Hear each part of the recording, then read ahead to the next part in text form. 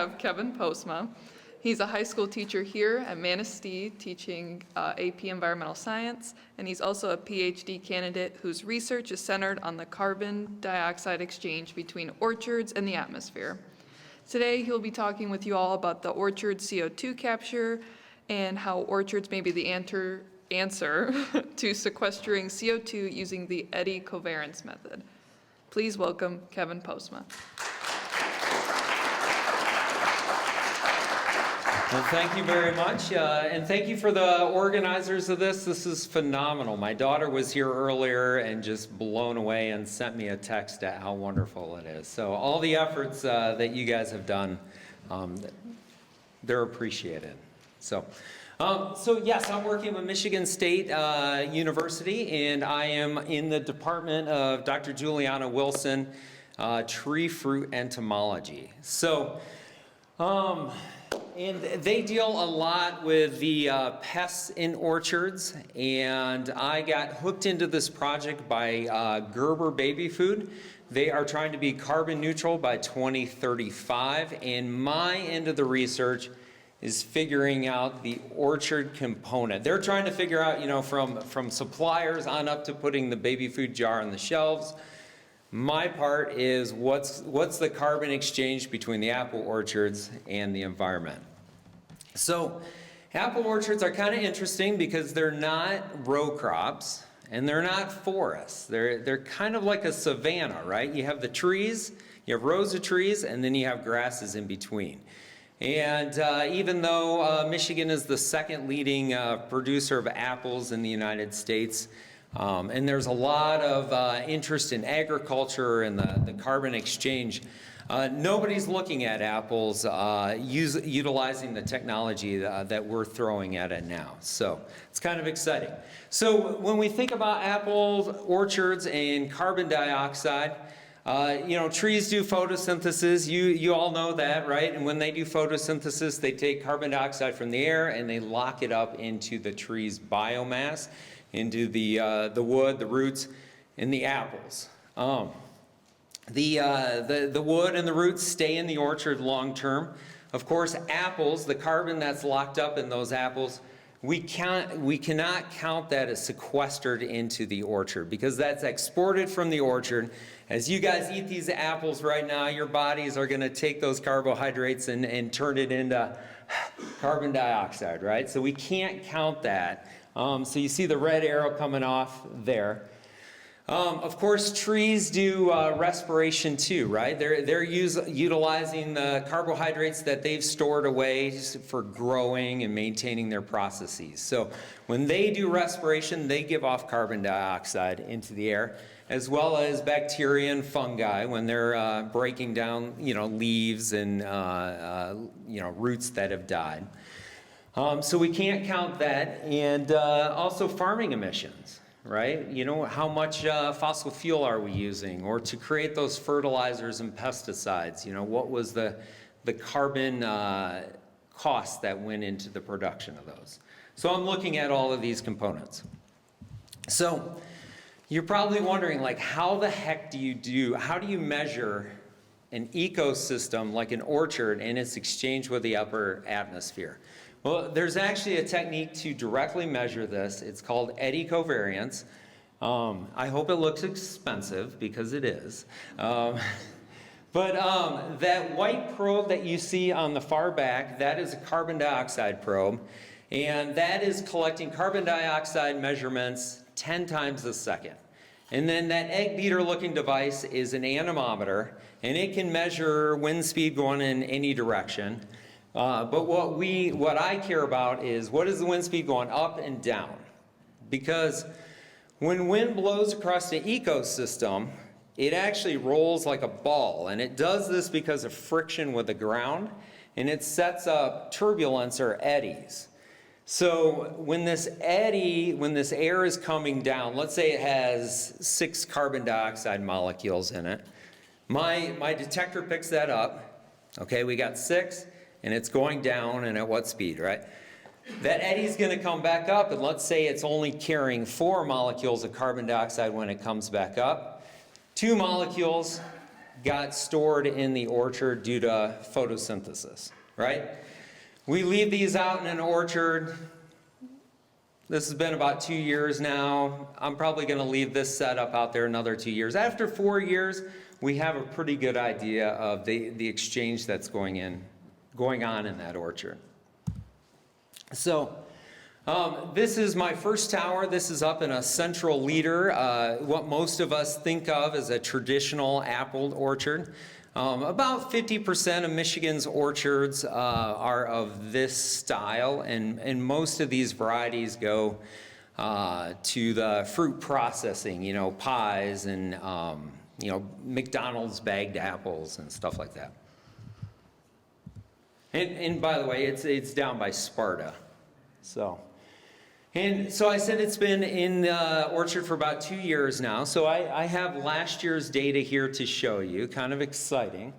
The green bars going down represent photosynthesis. And it's negative because it represents carbon dioxide being pulled out of the atmosphere into the ecosystem, right? So as you can see, as summer goes on, photosynthesis picks up. In an earlier talk today, what was going on in July of last year?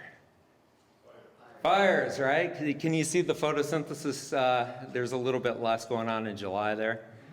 So, and then on the blue bars up at the top, that represents respiration. So the trees, the bacteria, the fungi, as temperatures warm up, respiration increases. They're able to turn more of those biological molecules into carbon dioxide. That increases, okay? Blue bars going up. What we really care about, what I care about, are the red bars going down, and that is considered net ecosystem exchange. In terms of pulling carbon dioxide out of the air, negative is good, okay? So we look at the month of May there, tremendous month in an apple orchard. Leaves are popping out, and the temperatures are cool enough too where respiration hasn't ramped up. So what's the total for the year? So looking at last year, our net ecosystem exchange, maybe I'll just walk up here. So it was negative 181 grams of carbon. Doesn't seem like a lot, but we're talking per meter squared. Okay, so per area. The orchard was a sink for carbon dioxide. And then when we looked at it in terms of, okay, grower emissions, fossil fuel emissions, fertilizer production, pesticide emission, you know, the carbon cost of spraying all those out in the orchard, 61.2 grams of carbon, again, per meter squared, were given off. And then in harvested apples, we can't count that. That is carbon being exported out of the orchard, 89 grams per meter squared. And there in yellow, our orchard is still acting as a small sink. Talking about carbon markets, this is pretty darn close to being carbon neutral. So, you know, farmers aren't going to be reaping, or apple farmers aren't going to be reaping huge benefits off of this anytime soon. But that's good, because if we compare that to row crops, this is data that came out of Kellogg Biological System, run by MSU. Great facility, by the way. It's one of the long-term ecological research stations in the United States that's focused on agricultural systems. But if you look at corn, there's two different settings. In both situations, one, it's a huge source of carbon emissions to the atmosphere.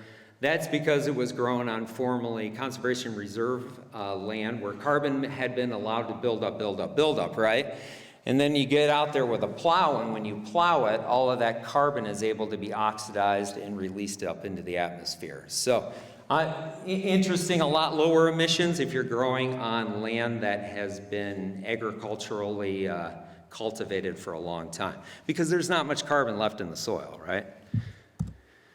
So I guess compared to row crops, apples look pretty good. So, and then I've also been looking at the different types of farming practices or orchard systems for growing apples. So the image that you just saw where my tower was out there, that's a central leader orchard. Again, about half of the orchards in Michigan are still of this design where the trees are self-supporting. The two on the right, the tall spindle and the fruiting wall, these represent high-density orchards. If you've seen new apple orchards, they are not, the apple trees don't stand on their own. They're grown on a trellis system like grapes. So you can plant a lot, they have dwarfing root systems, and you can plant a lot more trees on an acre of land. So, and this is just basically showing you why farmers do it, because you can get more bushels of apples off of an acre. So this is an image of a tall spindle, in case you haven't seen. This is one of my research plots in Clarksville. Beautiful shot in the fall. So I've been looking at the orchard systems and, which one has the lowest carbon footprint, and it's actually the tall spindle, which is one of the high-density orchard systems. And why is that? It is not because of fertilizer use. As you switch to these high-density orchard systems, you have more trees per acre. To support that living biomass, you need more fertilizer. It is not because of less herbicide use. These high-density orchard systems, well, almost all apple orchards, they actually maintain a bare strip underneath the roots. Apple trees are kind of babies. They're not very competitive with grasses or even things like legumes grown underneath them. So growers maintain a bare strip, usually utilizing glyphosate. So as you switch to these higher density orchard systems, you're packing in more rows, which means you have more of these bare strips. But what gives them the better carbon footprint, or the lower carbon footprint, is that tall spindle orchards have lower fossil fuel use. You're packing more trees in closer with those, as they drag those sprayers behind them, a lot of times they're able to hit 2 rows instead of 1 row. So they're a lot more efficient with their spray coverage. So they've cut down their fossil fuel use with them. And I guess most importantly, which system is the most efficient at producing apples? Like, where do you get the most bushels of apples per kilogram of carbon dioxide that you've expended? And that, again, is the tall spindle orchard system. So per kilogram, getting 5.8 bushels of apple. So with these findings, of course, we had to expand our eddy covariance use, and we're taking a look at these. So this eddy covariance tower went up in July, and this is in a tall spindle orchard, again, near Sparta, Michigan. And as we're looking at especially the carbon efficiency point of it, areas that I would like to expand this into include additional carbon costs that are incurred by the grower. They have to transport the fruit to cold storage. Apples are kept in cold storage to keep them fresh. The apples that you just had, those were kept in cold storage to keep their firmness and flavor throughout the winter. And of course, transportation eats up a lot of carbon. And the other thing is, as I drive around all of these farms, I'm just so delighted seeing so many of these cold storage facilities are putting up these massive solar arrays. I'm sure they are doing it more for just to save a penny, right? Solar is the cheapest form of energy source right now. So they're doing it for that reason, but I really want to look at this and look at it from the carbon standpoint. As Gerber is trying to figure out how to cut back on their carbon footprint, this is going to have a huge impact. Dinking around with farming emissions, there are some things we can do and some things we can change, but this is going to have a monster impact. And then lastly, with my eddy covariance work, I have another probe. It's a methane probe, and do you see that real big one off the back now?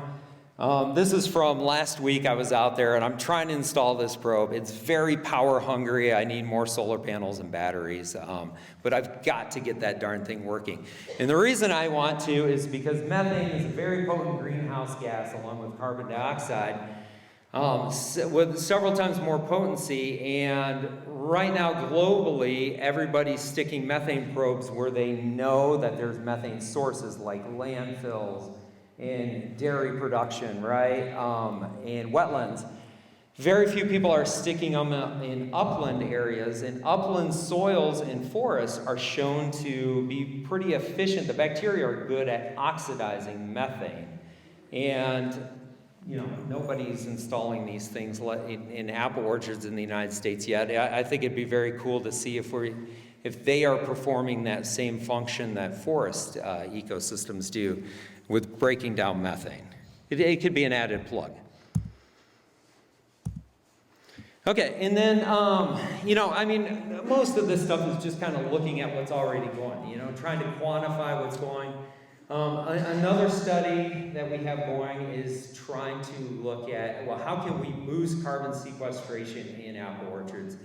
And studies that have been done looking at apple orchards, about 90% of the carbon sequestration or exchange happens within the trees. What about that 10%? What about in that grass strip in the middle? And right now, the grass strip in the middle, why do they plant grass? So tractors have traction and to reduce soil erosion during big rainstorms, right? That's pretty much what it's there for. And right now, we use the same stuff that's on your lawns. It's you know, 4 species. They're all cool season. They're all imported from Europe. They're boring. They have root depth that is just nothing, right? What if we use some native roots or native plants that have very deep roots? Let's use some diversity in these mixes and see if we can boost carbon sequestration in those grass strips. So, yeah, this is just off the bag of the grower mix. Again, 4 species, not very diverse. So in terms of carbon sequestration, you know, what does the literature tell us? I think traditionally we've thought about if you want to boost carbon in soils, you want to plant plants that have a lot of biomass. Because that biomass, as it falls, the bacteria is going to degrade it, what have you, and it's going to build biomass. Well, and there's some truth to that, but unfortunately, a lot of that carbon just gets biodegraded or broken down, decomposed, and turned right back up into the atmosphere. And Dr. Kravenchko at MSU, she did a study, again at Kellogg Biological Station, and uncovered that the mechanism behind locking carbon away in soils has to do with plant diversity. Because in order to lock it away, you need these very tiny soil pores. And if you just have a monoculture, like they've done even like switchgrass, like a very productive, native, deep-rooted grass with all kinds of biomass. And if you just have switchgrass, the roots grow, die, and they just keep using the same pores. Where when you have diversity, whether it's just an old field or a forest or whatever, you have all these competing plants, and the roots are growing in a tangled mess. And that's that competition or resource, whatever, is what creates these very tiny soil pores. And in these tiny soil pores, bacteria are able to lock carbon molecules away on clay molecules, and they form these what are called aggregates. And that is what locks carbon away in the soil. And of course, in agriculture, when we come through with a plow, we're just destroying the air. We're making them accessible to the air, right? And they get oxidized away. So, trying to use deep-rooted plants in these mixes and also incorporate that diversity, which is challenging.